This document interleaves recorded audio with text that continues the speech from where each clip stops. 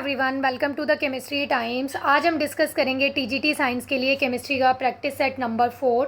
और ये जो प्रैक्टिस सेट सीरीज़ है ये सभी के लिए हेल्पफुल रहने वाली है, चाहे कोई भी टीजीटी साइंस का एग्ज़ाम हो। एचटेट है, एनबीएस है, केवीएस है, ईएमआरएस है, DSSS, सभी के लिए ये हेल्पफुल क्लास रहने वाली है। और अकॉर्डिंग टू द सिलेबस ही है, रैंडम क्वेश्चंस ऐड नहीं किए हैं। अकॉर्डिंग टू द सिलेबस देख कर के कौन कौन से टॉपिक आपके सिलेबस में और कैसे क्वेश्चन बन सकते हैं उसके अकॉर्डिंग यहाँ पर क्वेश्चंस को मैंने ऐड किया है। और लास्ट में आज वाली क्लास में आपको क्या करना है, एक टेस्ट की तरह क्लास को कंसीडर करना है और लास्ट में आपको चेक करना है कि आपके कितने क्वेश्चंस करेक्ट बने हैं। और जितने भी क्वेश्चंस आपके करेक्ट बनते हैं उनको आप कमेंट सेक्शन में बताना कि आपके कितने करेक्ट आंसर बने हैं। तो चलिए स्टार्ट करते हैं क्लास को। तो देखो फर्स्ट क्वेश्चन क्या है, intermolecular forces are forces of attraction and repulsion between interacting particles that will be. Intermolecular forces के रिगार्डिंग ये क्वेश्चन है। क्या बताया गया है कि जो ये इंटरमॉलिक्यूलर फोर्सेज होते हैं ये फोर्सेज ऑफ अट्रैक्शन होती है और रिपल्सिव फोर्स होते हैं पार्टिकल्स के बीच में। अब ये कौन कौन से बताए गए हैं, देखो यहाँ पर dipole dipole forces, dipole induced dipole forces, hydrogen bonding, covalent bonding and dispersion forces. तो इन चारों में से ये जो पांचों ऑप्शंस आपको दिए हुए हैं इन पांचों फोर्सेज में से आपको क्या करना है, आइडेंटिफाई करना है कि कौन सा इंटरमॉलिक्यूलर फोर्स बनता है और कौन सा नहीं है। तो देखो ये इसके ऊपर इंटरमॉलिक्यूलर फोर्सेस क्या होते हैं हमने एक डिटेल में वीडियो को डिस्कस किया हुआ है कि कौन कौन से टाइप के होते हैं। तो यहाँ पर देखो हमने वहाँ पर देखा था कि क्या होते हैं intermolecular forces, attraction and repulsive force होते हैं। किसके बीच के होते हैं, ये मॉलिक्यूल्स के बीच के होते हैं, आयंस के बीच में नहीं होते, ना ही एटम्स के बीच में होते हैं। कहाँ पर एग्जिस्ट करते हैं, ये मॉलिक्यूल्स के बीच में एग्जिस्ट करते हैं। यानी कि जैसे एक मॉलिक्यूल ये है, एक मॉलिक्यूल ये है, तो बिटवीन द मॉलिक्यूल्स होते हैं। और कैसे हो सकते हैं, डाइपोल डाइपोल हो सकते हैं। तो डाइपोल डाइपोल का मतलब क्या होता है, ये पोलर मॉलिक्यूल्स के बिटवीन होते हैं। कब होते हैं ये, जब पोलर मॉलिक्यूल्स होते हैं। फॉर एग्जांपल HCl और HCl, ये दोनों HCl मॉलिक्यूल है। तो यहाँ पर क्या होगा, ये जो क्लोरीन है इसके ऊपर स्लाइटली नेगेटिव चार्ज और यहाँ पर हाइड्रोजन पे स्लाइटली पॉजिटिव, इस तरह से डाइपोल बनाएगा। और सेम ऐसे ही यहाँ पर बनेगा डाइपोल।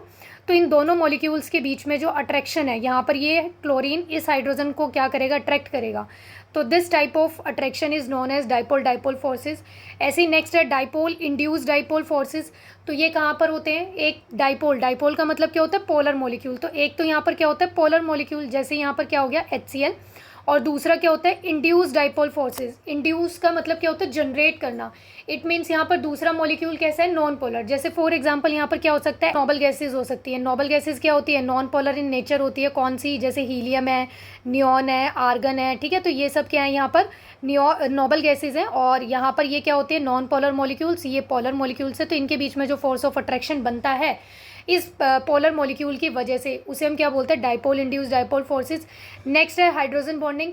हाइड्रोजन बॉन्डिंग कब होती है भाई, हाइड्रोजन प्रेजेंट होता है एक मॉलिक्यूल का और दूसरे मॉलिक्यूल का वहाँ पर क्या होना चाहिए, नाइट्रोजन, ऑक्सीजन और फ्लोरीन। यानी कि ये इलेक्ट्रोनेगेटिव एलिमेंट होने चाहिए दूसरे मॉलिक्यूल के, एटम्स ये वाले होने चाहिए वहाँ पर। जैसे देखो फॉर एग्जांपल यहाँ पर क्या है, H2 है।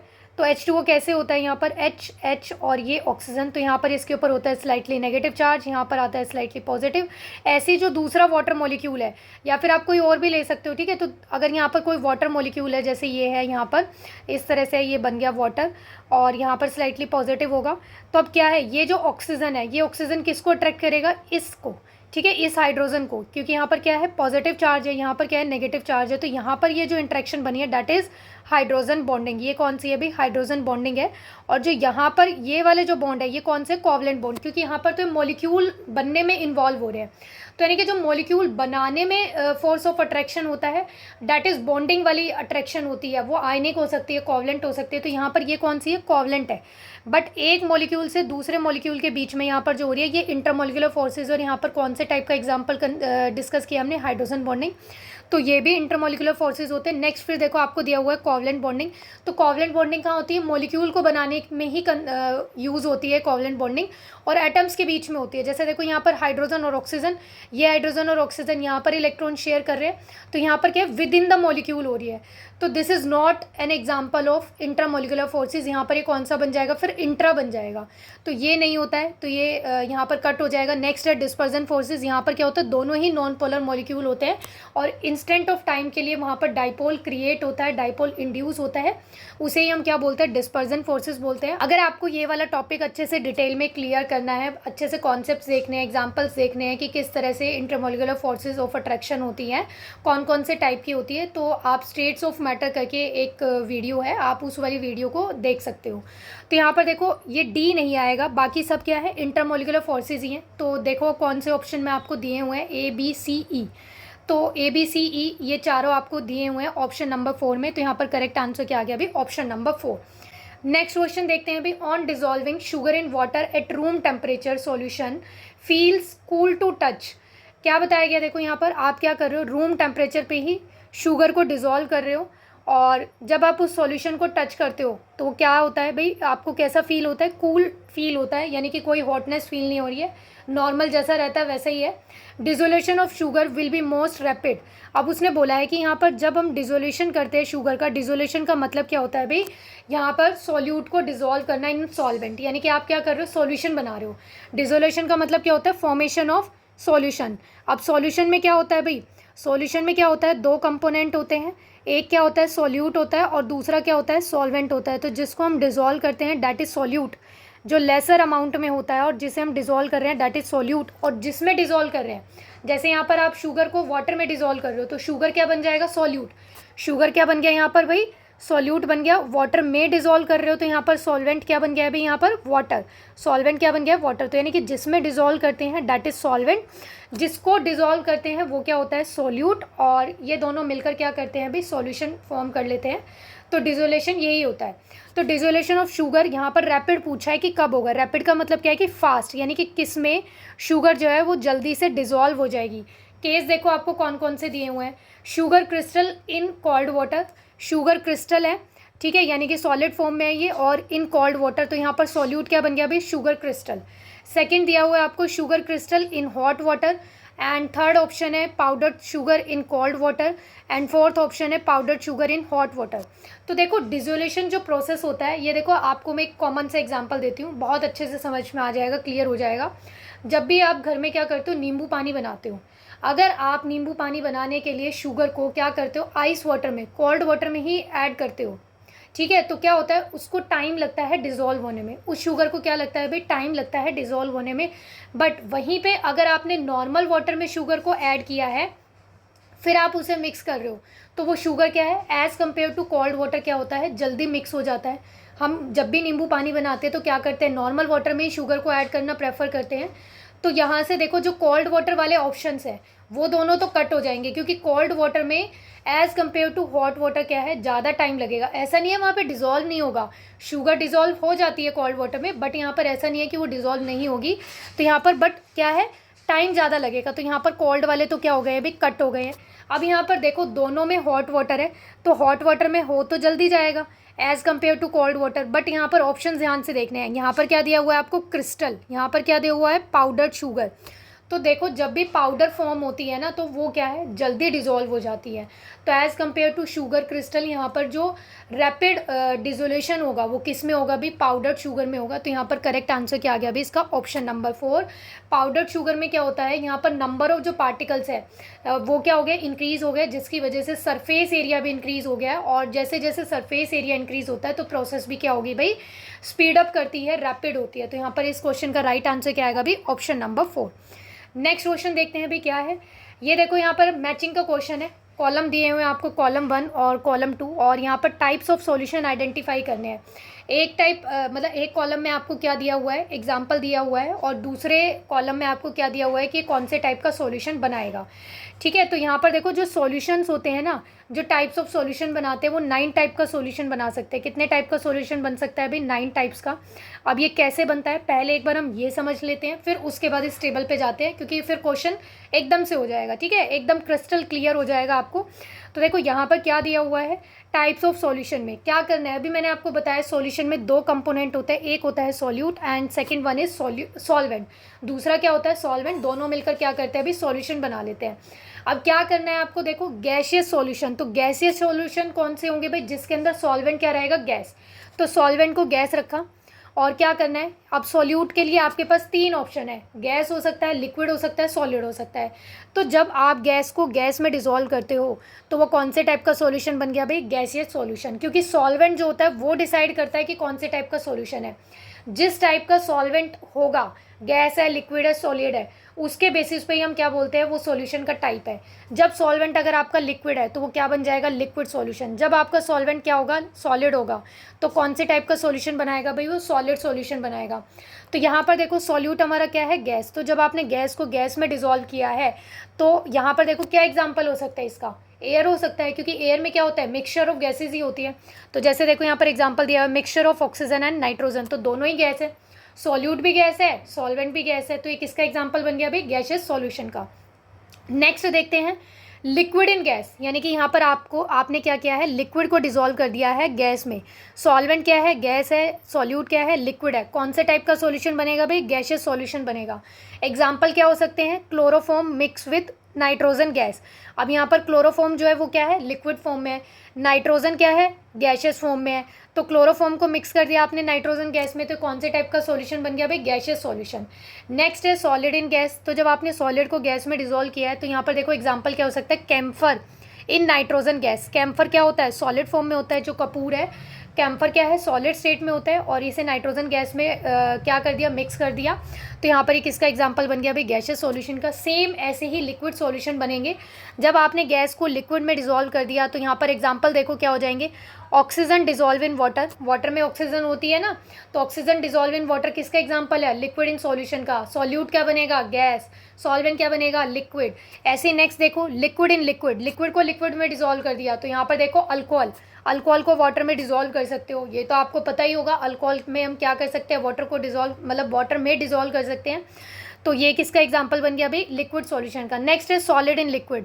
अब सॉलिड इन लिक्विड में क्या हो सकता है, ग्लूकोज को डिसॉल्व कर लो वाटर में, शुगर डिसॉल्व कर लो, सॉल्ट डिसॉल्व कर लो, तो ये सब किसके एग्जांपल है, लिक्विड सॉल्यूशन के। एक बात बहुत अच्छे से ध्यान रखनी है, सॉल्वेंट जो होता है, सॉल्वेंट का नेचर डिसाइड करता है कि कौन से टाइप का सॉल्यूशन बनेगा, ठीक है। नेक्स्ट है सॉलिड सॉल्यूशन। तो सॉलिड सॉल्यूशन में क्या है, सॉल्वेंट तो हमारा फिक्स रहेगा सॉलिड। तो अब जब आपने गैस को सॉलिड में डिसॉल्व किया है तो यहाँ पर एग्जांपल क्या हो सकते हैं, solution of hydrogen in palladium. Palladium क्या है, यहाँ पर मेटल है, तो यहाँ पर हाइड्रोजन गैस को क्या किया आपने, पैलेडियम के अंदर मिक्स कर दिया है, तो ये किसका एग्जांपल बन गया भाई, गैस इन सॉलिड। नेक्स्ट है लिक्विड इन सॉलिड। तो लिक्विड इन सॉलिड का क्या हो सकता है, amalgam of mercury with solution. तो यानी कि यहाँ पर क्या है, जो अमलगम है मरकरी का, आपने क्या किया है, अमलगम लिया है, उसको सॉल्यूशन के अंदर क्या कर दिया, यानी कि अमलगम बनाना है आपको मरकरी का, ठीक है। तो ये किसका एग्जांपल होता है, सॉलिड सॉल्यूशन का। नेक्स्ट है सॉलिड इन सॉलिड। तो सॉलिड इन सॉलिड में क्या हो सकता है, जितने भी एलॉयज होते हैं वो सब किसके एग्जांपल हो जाएंगे, सॉलिड सॉल्यूशन के हो जाएंगे। क्या एग्जांपल दिया है, देखो आपको कॉपर को डिसॉल्व कर दिया है भाई गोल्ड में, तो यहाँ पर ये किसका एग्जांपल बन गया भाई, सॉलिड इन सॉल्यूशन का। अब हम यहाँ पर अपना क्वेश्चन देखते हैं कि आपको क्या दिया हुआ है। तो देखो फर्स्ट जो है that is soda water. Soda water, अब सोडा वाटर क्या होता है, देखो सोडा वाटर में हम क्या लेते हैं, कार्बन डाइऑक्साइड होती है, ठीक है। सोडा वाटर में क्या होता है, कार्बन डाइऑक्साइड, यानी कि कोई गैस डिसॉल्व होती है, किस में होती है, लिक्विड में। जैसे इसका एग्जांपल क्या हो सकता है, कोल्ड ड्रिंक्स है, तो कोल्ड ड्रिंक्स में क्या होता है, कार्बन डाइऑक्साइड CO2 डिसॉल्व होती है ना, वैसे ही सोडा वाटर होता है। तो यहाँ पर क्या है, गैस डिसॉल्व है किस में, लिक्विड में। अब देखो कौन से ऑप्शन में आपको दिया हुआ है, gas in liquid, it is given in the option number 2, तो यानी कि ए का क्या आ जाएगा भाई, 2 आ जाएगा। नेक्स्ट आपको क्या दिया है, शुगर सॉल्यूशन। तो ये तो बहुत ही ईजी है, शुगर सॉल्यूशन। शुगर कैसे होते हैं, सॉलिड फॉर्म में होते हैं, तो सॉलिड को आप क्या कर रहे हो, लिक्विड में ऐड कर रहे हो, तो solid in liquid, it is given in the option 3, यानी कि आपको देखो 3 से मैच करेगा, तो यानी कि यहाँ पर क्या आ गया, ये बी का 3 आ गया। नेक्स्ट है जर्मन सिल्वर। तो ये तो क्या है, एलॉय है। एलॉय मैंने बताया अभी आपको क्या होते हैं, सॉलिड इन सॉलिड होते हैं, तो ये क्या बन जाएगा, ऑप्शन 4, यानी कि solution of solid in solid. And next है हाइड्रोजन गैस इन पैलेडियम। अब देखो नाम से ही पता चल रहा है, गैस इन पैलेडियम, यानी कि गैस डिसॉल्व हो रही है सॉलिड में, तो ये क्या आ जाएगा, डी का फर्स्ट आ गया, ठीक है। तो ये पूरा हमने टेबल को मैच कर लिया है, और यहाँ पर हमने कितने टाइप के सॉल्यूशन होते हैं, कैसे बनते हैं, कैसे नेचर डिसाइड करते हैं कौन से टाइप का सॉल्यूशन है, ये सब बहुत अच्छे से डिस्कस कर लिया है। आई होप ये आपको क्लियर हो गया होगा। Next question, the ratio in the weight by which carbon and oxygen combine in a molecule of carbon monoxide. क्या करना है, यहाँ पर देखो कार्बन मोनोऑक्साइड का मॉलिक्यूल लेना है। क्या करना है अभी, कार्बन मोनोऑक्साइड का मॉलिक्यूल है, और उसमें क्या होता है, कार्बन मोनोऑक्साइड नाम से ही पता चल रहा है, कार्बन होगा और ऑक्सीजन होगा, मोनो लिखा है तो मतलब एक सिंगल ही ऑक्सीजन है, तो ये बन गया कार्बन मोनोऑक्साइड का फॉर्मूला। और यहाँ पर क्या फाइंड आउट करना है आपको, रेशो इन द वेट, यानी कि इनका जो मास है उसका रेशो फाइंड आउट करना है। तो देखो कार्बन मोनोऑक्साइड का फॉर्मूला बन गया ये, यहाँ पर कार्बन के, अगर यहाँ पर एटम्स का पूछा जाता, अगर यहाँ पर कार्बन मोनोऑक्साइड में एटम्स का रेशो पूछा जाता तो वो क्या बनता, 1:1, क्योंकि कार्बन का भी 1 एटम है और ऑक्सीजन का भी 1 एटम है, और ये क्या है, 1 मॉलिक्यूल है। ये क्या है भाई, 1 मॉलिक्यूल है, तो 1 मॉलिक्यूल में 1 कार्बन एटम है और 1 ही ऑक्सीजन है। तो 1 मॉलिक्यूल में अगर आपसे क्वेश्चन में क्या पूछा होता, एटम्स का रेशो, तो क्या आंसर आ जाता, 1:1। यहाँ पर क्या पूछा है, वेट का, वेट मतलब मास। तो अब कार्बन का मास कितना होता है, एक कार्बन एटम का जो मास होता है डेट इज़ 12, और एक ऑक्सीजन एटम का जो मास होता है डेट इज़ 16। अब इसे सिंप्लीफाई करो तो यहाँ पर क्या हो जाएगा भाई, ये 3 आ जाएगा, 4 के टेबल से सिंप्लीफाई हो जाएंगे ना, 4 3 ज़ा एंड 4 4 ज़ा, तो कितना आ गया भाई यहाँ पर 3:4, यानी कि रेशो क्या आ गया, 3:4। कौन से ऑप्शन में दिया है, ऑप्शन नंबर 1 में, तो राइट आंसर क्या आ गया भाई, फर्स्ट।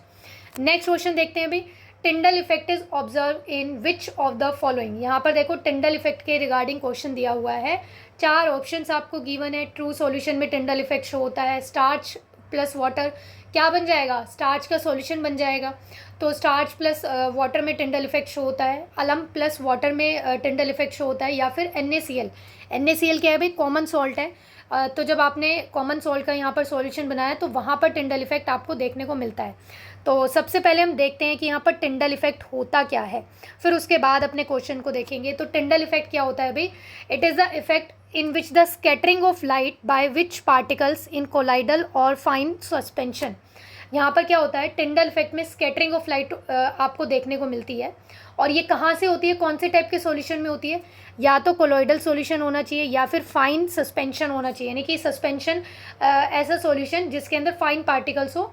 इन दोनों टाइप के सॉल्यूशन के अंदर आपको क्या है भाई, टिंडल इफेक्ट देखने को मिलता है, मतलब कि स्कैटरिंग ऑफ लाइट जो है वो आपको विजिबल होती है। अब यहाँ पर देखो ये तीनों टाइप के सॉल्यूशन जो होते हैं, ट्रू सॉल्यूशन है जिसे हम नॉर्मल लैंग्वेज में सॉल्यूशन भी बोल देते हैं, कोलॉइडल है, सस्पेंशन है, तीनों में हम डिस्कस करते हैं कि कैसे आपको स्कैटरिंग ऑफ लाइट विजिबल होती है। तो देखो ट्रू सॉल्यूशन है, ट्रू सॉल्यूशन में क्या हो सकता है, जो अच्छे से मिक्स हो जाते हैं, आपको यहाँ पर पार्टिकल्स दिखेंगे ही नहीं, ठीक है। ट्रू सॉल्यूशन में जैसे शुगर प्लस वाटर हो गया है, ग्लूकोज प्लस वाटर हो गया है, या फिर आप क्या ले सकते हो, सॉल्ट प्लस वाटर ले सकते हो, तो यहाँ पर अच्छे से मिक्स हो जाता है, आपको होमोजीनियस मिक्सचर मिलता है जिसमें पार्टिकल्स विजिबल तो होते नहीं है। तो इसमें से जब आप लाइट को पास कराते हो, ठीक है, इस तरह से आपने टॉर्च ली और यहाँ से इस वाटर में से, इस सॉल्यूशन में से जब लाइट पास कराते हो तो यहाँ पर क्या है, आपको कोई यहाँ पर पाथ नहीं विजिबल होता है इस लाइट का, ठीक है, कोई scattering of light path visible नहीं होता है। देखो यहाँ पर दिखाया हुआ भी है इस डायग्राम में, यहाँ पर देखो नहीं है। बट जब आप कोलॉइडल सॉल्यूशन लेते हो, मिल्क है, मिल्क क्या है, कोलॉइडल सॉल्यूशन है, क्योंकि यहाँ पर क्या होता है, फैट्स वगैरह होते हैं, प्रोटीन्स होते हैं वाटर में, तो यहाँ पर क्या है, लिक्विड में। तो ये देखो यहाँ पर क्या है, ये पाथ, ये जो है लाइट का पाथ आपको विजिबल हो रहा है, मतलब कि यहाँ पर स्कैटरिंग ऑफ लाइट विजिबल है। सेम ऐसी सस्पेंशन, सस्पेंशन का यहाँ पर देखो क्या एग्जांपल लिया हुआ है, फ्लोर प्लस वाटर।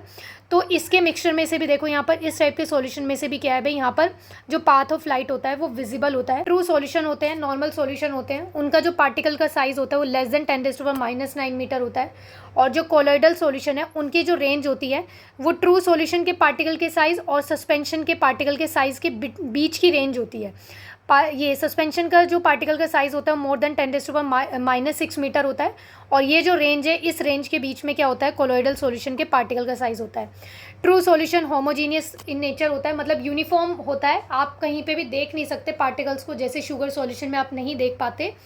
और जो सस्पेंशन सॉल्यूशन होते हैं कैसे नेचर के होते हैं, हेट्रोजीनियस होते हैं, मतलब जहाँ पर आपको क्या है, जो यूनिफॉर्म कंपोजिशन है वो देखने को नहीं मिलती है, यानी कि वहाँ पर आप पार्टिकल देख पाते हो, जैसे फ्लोर प्लस वाटर का हमने एग्जांपल लिया, ठीक है। और यहाँ पर जो कोलॉइडल सॉल्यूशन होता है ये अपीयर टू होमोजीनियस, ये देखने में हमें होमोजीनियस लगते हैं, बट ये होते कैसे नेचर के, हेट्रोजीनियस है। विजिबिलिटी की बात करें तो ट्रू सॉल्यूशन के तो पार्टिकल का साइज़ बहुत ही स्मॉल होता है, तो ये तो क्या होते हैं, इनविजिबल होते हैं टू नेक आई, हम इन्हें नेक आई से नहीं देख सकते, सिर्फ माइक्रोस्कोप से ही देख पाते हैं। और जो सस्पेंशन है इनके पार्टिकल्स जो होते हैं विजिबल होते हैं नेक आई से, क्योंकि ये क्या है, हेट्रोजीनियस मिक्सचर बना रहे हैं, तो ऑब्वियस सी बात है फिर नेक आई से विजिबल ही होंगे। और जो कोलॉइडल सॉल्यूशन होते हैं, the solute particles are invisible to naked eye, ये नेक आई से तो इनविजिबल रहते हैं, बट जब आप पावरफुल माइक्रोस्कोप लेते हो तो वहाँ आप उसकी हेल्प से देख पाते हो। स्टेबिलिटी की बात करें तो ये जो सॉल्यूट पार्टिकल्स होते हैं do not settle down and are stable, ये स्टेबल रहते हैं, मतलब true solution stable in nature होता है। सस्पेंशन क्या होते हैं, सॉल्यूट पार्टिकल्स जो होते हैं वो सेटल डाउन हो जाते हैं, बॉटम में क्या है सेटल डाउन हो जाएंगे, उसके बाद वो अनस्टेबल रहता है, जैसे आप उसे शेक करोगे तो वो अनस्टेबल इन नेचर हो जाता है। कोलॉइडल सॉल्यूशन क्या होते हैं, ये पार्टिकल जो है ये सेटल डाउन नहीं होते एंड बट ये स्टेबल होता है, क्योंकि यहाँ पर आपको ये होमोजेनियस लगता है ना, बट सेंट्रिफिकेशन से क्या होता है ये कैन सेटल। नेक्स्ट है फिल्ट्रेशन, यहाँ पर देखो पार्टिकल अच्छे से मिक्स ही हो गए, तो जब आप फिल्टर पेपर से क्या करते हो फिल्टर करते हो तो यहाँ पर आपको कोई रेजिड्यू देखने को नहीं मिलेगा। जब आप शुगर सॉल्यूशन को फिल्टर करते हो तो ऐसा नहीं होता ना कि आपने फिल्टर किया तो आपको ऊपर शुगर के क्रिस्टल्स अलग मिल गए हैं, नीचे वाटर अलग मिल गया है, यहाँ पर फिल्ट्रेशन नहीं होता है। नेक्स्ट है अब जैसे ये सस्पेंशन, तो सस्पेंशन में क्या है, solute particles can not pass through filter paper and residue collected on filter paper, यहाँ पर जो आपको रेजिड्यू है वो फिल्टर पेपर के ऊपर अलग मिल जाएगा और सॉल्वेंट वाला पार्ट अलग मिल जाएगा। इसमें क्या होता है, solute particles passes through filter paper, ये फिल्टर पेपर से पास हो जाते हैं, no residue is left but the particles can not pass through the parchment membrane, but ये वाले जो कोलॉइडल सॉल्यूशन होते हैं पार्चमेंट मेम्ब्रेन से पास नहीं हो सकते बट फिल्टर पेपर से हो सकते हैं। जो ट्रू सॉल्यूशन होते हैं इनकी ट्रांसपेरेंसी कैसी होती है, ट्रांसपेरेंट होते हैं, यानी कि आर पार देख पाते हो। कोलॉइडल सॉल्यूशन कैसे होते हैं, ट्रांसलूसेंट होते हैं, और सस्पेंशन का नेचर कैसा होता है, ओपेक होता है। तो अब यहाँ पर ये जो मैंने आपको समझाया है कि सॉल्यूशन में से कैसे स्कैटरिंग ऑफ लाइट विजिबल नहीं होती है, कोलॉइडल में से हो सकती है, सस्पेंशन में से हो सकती है, तो ये अब क्लियर हो गया होगा कि कोलॉइडल क्या होते हैं, सस्पेंशन क्या होता है, ट्रू सॉल्यूशन क्या होता है। अब देखते हैं हम यहाँ पर टिंडल इफेक्ट का एक एग्जाम्पल, ये तो बहुत ही कॉमन एग्जाम्पल है, आपने ज़रूर देखा होगा, तो ये तो हम घरों में ही देख लेते हैं, ठीक है, अपने घर पे ही देख सकते हैं। तो जो विंडो होती है या फिर डोर है या फिर इस तरह से, इसमें से क्या है जब लाइट आती है, ठीक है, थोड़ी बहुत क्या है यहाँ पर सनलाइट आती है, तो आपको देखो डस्ट पार्टिकल होते हैं, एयर में क्या रहते हैं, डस्ट पार्टिकल होते हैं which is not visible to us, यानी कि जिनको हम नेक आई से नहीं देख पाते, बट जब देखो लाइट पड़ती है, सनलाइट पड़ती है, तो वो पाथ देखो आपको इस तरह से विजिबल होगा, जैसे देखो यहाँ पर इस एनिमेशन में आपको विजिबल है। तो इसी इफेक्ट को हम क्या बोलते हैं भाई, टिंडल इफेक्ट को बोलते हैं। क्या कहते हैं भाई, ये टिंडल इफेक्ट है। तो ये टिंडल इफेक्ट का क्या है, एक एग्जाम्पल भी हो गया है। नेक्स्ट देखो इस लिक्विड सॉल्यूशन में भी हम देख सकते हैं, यहाँ पर देखो एनिमेशन मूव नहीं कर रही है, एक सेकेंड चेक करते हैं। ये देखो आपको ये पाथ विजिबल हो रहा होगा ना, देखो ये लाइट यहाँ से आ रही है और ये पाथ विजिबल है मूव करता हुआ, फिर से देखते हैं, देखो ये देखो ये विजिबल है ना इस तरह से, तो इस इफेक्ट को हम क्या बोलते हैं भाई, टिंडल इफेक्ट बोलते हैं। तो अब हम आंसर देखते हैं अपने क्वेश्चन का।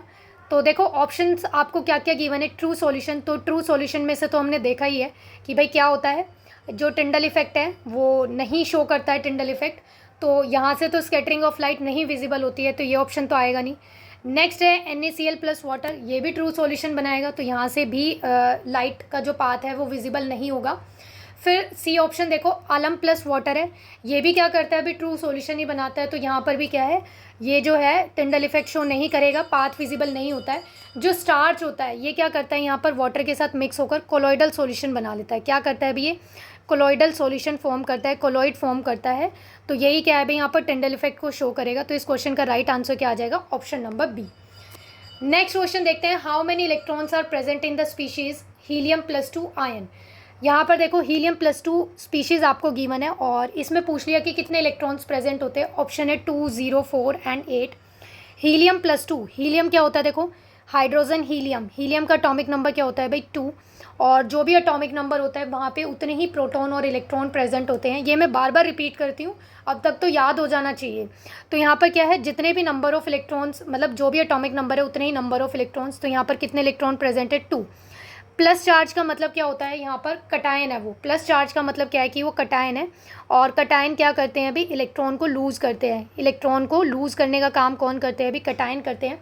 अब जितना प्लस चार्ज होता है उतने ही उसने इलेक्ट्रॉन को लूज़ किया है। Na प्लस है मतलब 1 इलेक्ट्रॉन लूज़ किया है, ठीक है। मैग्नीशियम प्लस 2 है मतलब 2 इलेक्ट्रॉन लूज़ किया है। तो अब यहाँ पर क्या है, हीलियम प्लस 2 है मतलब यहाँ पर क्या किया है उसने, 2 इलेक्ट्रॉन को लूज़ कर दिया, 2 इलेक्ट्रॉन को क्या कर दिया अभी, हीलियम ने लूज़ कर दिया। अब उसके पास कितने इलेक्ट्रॉन थे, 2 ही तो इलेक्ट्रॉन थे। कितने इलेक्ट्रॉन थे हीलियम के पास, 2 ही इलेक्ट्रॉन थे। अब उसने वो दोनों ही लूज़ कर दिए, तो उसके पास तो एक भी इलेक्ट्रॉन नहीं बचा है। तो इट मीन्स यहाँ पर कितने इलेक्ट्रॉन्स हैं हीलियम प्लस 2 आयन में, 0 आयन्स है, सॉरी 0 इलेक्ट्रॉन्स है। तो कितने इलेक्ट्रॉन्स आगे भी यहाँ पर, option number B. Next question, what information do we get from the molecular formula. यहाँ पर देखो मॉलिक्यूलर फॉर्मूला से हमें क्या इन्फॉर्मेशन मिलती है ये देखना है। ये आपको जो मॉल कॉन्सेप्ट है क्लास 9th का बेसिकली जो एटम मॉलिक्यूल वाला जो चैप्टर है ना, वहाँ से ये क्वेश्चन है। और आपको ये करना है, ऐसे मत समझा करो कि क्वेश्चन हाई लेवल के हैं, थोड़े बहुत ऊपर नीचे करने हैं। देखो क्वेश्चन ईजी भी हो सकते हैं और कैसे भी आ सकते हैं, ठीक है। तो नहीं पता तो हमें थोड़ा बहुत अच्छे लेवल का पढ़ना है। तो यहाँ पर देखो फर्स्ट जो पॉइंट है वो आपको क्या दिया हुआ है, it represents one molecule of substance, कि भाई जो मॉलिक्यूलर फॉर्मूला होता है ना वो एक मॉलिक्यूल के लिए रिप्रेजेंट करते हैं। तो बिल्कुल करेक्ट है। जैसे वाटर है, वाटर का मॉलिक्यूलर फॉर्मूला क्या होता है, H2O। तो ये किसको रिप्रेजेंट कर रहा है, वन मॉलिक्यूल ऑफ वाटर को। तो फर्स्ट स्टेटमेंट करेक्ट है। नेक्स्ट है, it does not tell the name of substance, कि भाई जो मॉलिक्यूलर फॉर्मूला होता है ना वो नाम के बारे में हमें नहीं बताता, ये रॉन्ग है। मॉलिक्यूलर फॉर्मूला क्या है भाई, नाम के बारे में भी हमें इन्फॉर्मेशन देता है, नाम भी कन्वे करता है। तो ये वाला जो स्टेटमेंट है ये रॉन्ग है मॉलिक्यूलर फॉर्मूला के रिगार्डिंग। नेक्स्ट है, it tells about the types of atoms. तो ये तो बताता ही है। अगर आपको किसी भी कंपाउंड का मॉलिक्यूलर फॉर्मूला पता है तो ऑब्वियस सी बात है आप वहाँ पर आइडेंटिफाई कर सकते हो ना कि कितने टाइप्स के एटम्स है, कितने नंबर ऑफ एटम्स है। जैसे यहाँ पर वाटर में हम देख सकते हैं 2 हाइड्रोजन है, 1 ऑक्सीजन है। टाइप ऑफ एटम भी पता चल रहा है कि भाई 2 डिफरेंट टाइप के एटम्स है, तो ये तो करेक्ट है। फिर नेक्स्ट है, it represents the formula mass unit of substance. तो मॉलिक्यूलर फॉर्मूला जो होता है वो फॉर्मूला मास यूनिट को भी रिप्रेजेंट करता है, ये बिल्कुल करेक्ट है। और जो फॉर्मूला मास यूनिट होती है ये मॉलिक्यूलर मास जैसा ही होता है। मॉलिक्यूलर मास क्या होता है, किसी भी मॉलिक्यूल के लिए मास कैलकुलेट करना। जैसे अब यहाँ पर वाटर है तो वाटर का मास जो हम कैलकुलेट करेंगे वो क्या हो जाएगा, देखो यहाँ पर 2 आएगा, किसके लिए, हाइड्रोजन के लिए 16 होगा, ऑक्सीजन के लिए तो आ गया 18। तो ये क्या है, इसका मॉलिक्यूलर मास है। और ऐसे ही सेम क्या होता है, फॉर्मूला मास होता है, बट ये किसके लिए होता है, आयनिक कंपाउंड के लिए होता है, जहाँ पर आयंस प्रेजेंट होते हैं। होता यही है, आपको वहाँ पर जो भी एटम्स प्रेजेंट है, आयंस प्रेजेंट है, उसका मास कैलकुलेट करना है, बट नाम डिफरेंट है। तो ये फर्स्ट और सी और डी ये तीनों करेक्ट आपको दिया हुआ है। तो अब हम देखते हैं कौन से ऑप्शन में आपको ये गिवन है। It is given the option number D. तो ये क्या आ गया भाई, इसका करेक्ट आंसर बन गया। Next question, rusting of an article made up of iron is called. देखो अब रस्टिंग क्या बोलते हैं, रस्टिंग को आयरन की, ये तो सभी को पता है। तो यहाँ पर देखो 2 ऑप्शन तो वैसे ही कट हो जाएंगे, डिसोलेशन नहीं होता है, ठीक है, तो ये तो कट हो गया। क्या बोलते हैं रस्टिंग ऑफ आयरन को, कोरोजन बोलते हैं। तो या तो ए होगा या फिर डी होगा। ए ऑप्शन में आपको क्या दिया हुआ है, it is a physical change, और यहाँ पर भी साथ में आएगा as well as chemical change. यहाँ पर ये ऑप्शन कट हो गया है, यहाँ पर क्या आएगा, as well as chemical change. A option ये है, और डी ऑप्शन आपको क्या दिया हुआ है, corrosion and it is a chemical change. तो जो कोरोजन होता है वो क्या होता है, केमिकल चेंज होता है। यहाँ पर जो आयरन मेटल होती है वो क्या है भाई, जो भी सराउंडिंग में, एटमॉस्फेयर में क्या होता है, ऑक्सीजन यानी कि एयर जो प्रेजेंट होती है और जो मॉइस्चर प्रेजेंट होता है उसके साथ रिएक्ट करके क्या होती है, वहाँ पर आयरन की रस्टिंग हो जाती है, और वो क्या करता है, आयरन का ऑक्साइड बना लेता है, Fe2O3 और .XH2O। और यहाँ पर ये क्या है, रस्टिंग का फॉर्मूला है। रस्टिंग का फॉर्मूला भी पूछ सकते हैं कि रस्ट क्या होता है, तो ये फॉर्मूला है यहाँ पर इसका, और ये बनता है। तो यहाँ पर ये कैसी प्रोसेस होती है, केमिकल चेंज होता है। तो इस क्वेश्चन का राइट आंसर क्या आएगा भी, option number D. Next question, nitride ion is. देखो नाइट्राइड आयन का नेचर पूछा है, मोनोवेलेंट है, डाईवेलेंट है या ट्राईवेलेंट है। तो देखो नाइट्राइड आयन किसके लिए होता है, किसका होता है भाई, ये नाइट्रोजन का होता है। किसका होता है, नाइट्रोजन का होता है। और नाइट्रोजन का एटॉमिक नंबर क्या होता है भाई, 7। तो इसकी कन्फिग्रेशन क्या बनेगी, देखो 1s2 2s2 2p3, यहाँ तक हो गए ना। देखो 7 इलेक्ट्रॉन, 2 + 2 4 एंड 3 7। अब यहाँ पर देखो सेकेंड शेल में कितने इलेक्ट्रॉन्स हैं, यहाँ पर 5। सेकेंड शेल यहाँ पर क्या है, इसकी वैलेंस इलेक्ट्रॉन है, और यहाँ पर कितने इलेक्ट्रॉन है, 5। अब यहाँ पर ये जो है अपना ऑक्टेट को कंप्लीट करना चाहेगा, ऑक्टेट को कंप्लीट करना चाहेगा। तो इसका मतलब क्या होता है, जब ऑक्टेट कंप्लीट करना है तो यहाँ पर देखो 5 इलेक्ट्रॉन को लूज़ करना डिफ़िकल्ट है। तो यहाँ पर ये क्या कंसीडर करेगा, 3 इलेक्ट्रॉन को गेन करना। तो यहाँ पर 3 इलेक्ट्रॉन को जब ये गेन करेगा तो यहाँ पर देखो पी के अंदर मैक्सिमम कितने हो सकते हैं, 6 इलेक्ट्रॉन हो सकते हैं ना, ये 2p6 बन सकता है। और जब ये 2p6 बनेगा तो 6 + 2 8 इलेक्ट्रॉन हो जाएंगे। तो यहाँ पर जो नाइट्रोजन है ये क्या करता है, -3 बनाता है। यहाँ पर इसकी वैलेंसी क्या होती है, -3 होती है। इट मीन्स ये क्या है, ट्राईवेलेंट है। तो इस क्वेश्चन का राइट आंसर क्या आ जाएगा, ऑप्शन नंबर 3। और नाइट्राइड आयन क्या है, यहाँ पर देखो ये अनायन है। क्या है भाई, ये अनायन है, कटायन नहीं है, ठीक है। नेक्स्ट क्वेश्चन देखते हैं, the pOH of a solution at 25 degree Celsius that contains 1 × 10⁻⁻10। इसको ऐसे देखना, 1 × 10⁻⁻10, ठीक है। ये कंसंट्रेशन गिवन है आपको किसके लिए, हाइड्रोनियम आयन। हाइड्रोनियम आयन क्या होता है, H3O पॉजिटिव आयन। क्या फाइंड आउट करना है आपको, इस मोलर सॉल्यूशन के लिए जो ये हाइड्रोनियम आयन आपको गिवन है और इसकी कंसंट्रेशन ये गिवन है, इसके लिए pOH की वैल्यू फाइंड आउट करनी है। तो देखो यहाँ पर हाइड्रोनियम आयन जो होते हैं उसका मतलब क्या है, हाइड्रोजन आयन की कंसंट्रेशन ये सेम ही होता है। तो यहाँ पर आप बोल सकते हो कि जो हाइड्रोनियम आयन की कंसंट्रेशन है वो ये क्या होती है भाई, हाइड्रोजन आयन की कंसंट्रेशन होती है। कितनी दी हुई है यहाँ पर आपको, 1 × 10⁻⁻10 मोलर। इसे आप 10⁻⁻10 मोलर भी बोल सकते हो, क्योंकि 1 का मतलब 1 से मल्टीप्लाई करने का मतलब सेम ही रहता है, तो आप ये भी बोल सकते हो इसे। तो लास्ट क्लास में ही, लास्ट प्रैक्टिस सेट में ही हमने देखा था कि जो पीएच होता है और हाइड्रोजन आयन होता है उसका रिलेशन क्या होता है, क्या होता है, -log ऑफ H पॉजिटिव की कंसंट्रेशन, हाइड्रोजन आयन की कंसंट्रेशन। क्या करना है यहाँ पर, सबसे पहले हम पीएच फाइंड आउट कर लेंगे, फिर उसके बाद पीएच प्लस POH इनका सम कितना होता है भाई, 14 होता है। कितना होता है, 14 होता है। तो यहाँ पर पहले हम हाइड्रोजन आयन की कंसंट्रेशन जो आपको दी हुई है इसके लिए पीएच की वैल्यू फाइंड आउट कर लेंगे, फिर इस वाले रिलेशन का यूज़ करके यहाँ पर क्या करेंगे, POH की वैल्यू फाइंड आउट कर लेंगे। तो कैसे करते हैं ये देखो, -log ऑफ हाइड्रोजन आयन की कंसंट्रेशन कितनी है, 10⁻⁻10। लास्ट क्लास में ही मैंने बताया था कि जब भी log में किसी की कुछ पावर होती है, जैसे a की पावर b है, तो क्या होता है, वो पावर आगे आ जाती है और ये बन जाता है b log of a।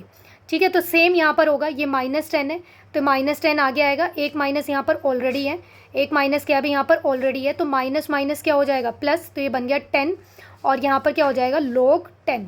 log 10 की वैल्यू कितनी होती है, 1 होती है, तो 10 × 1 क्या आ गया भाई, यहाँ पर आपके पास 10 आ गया।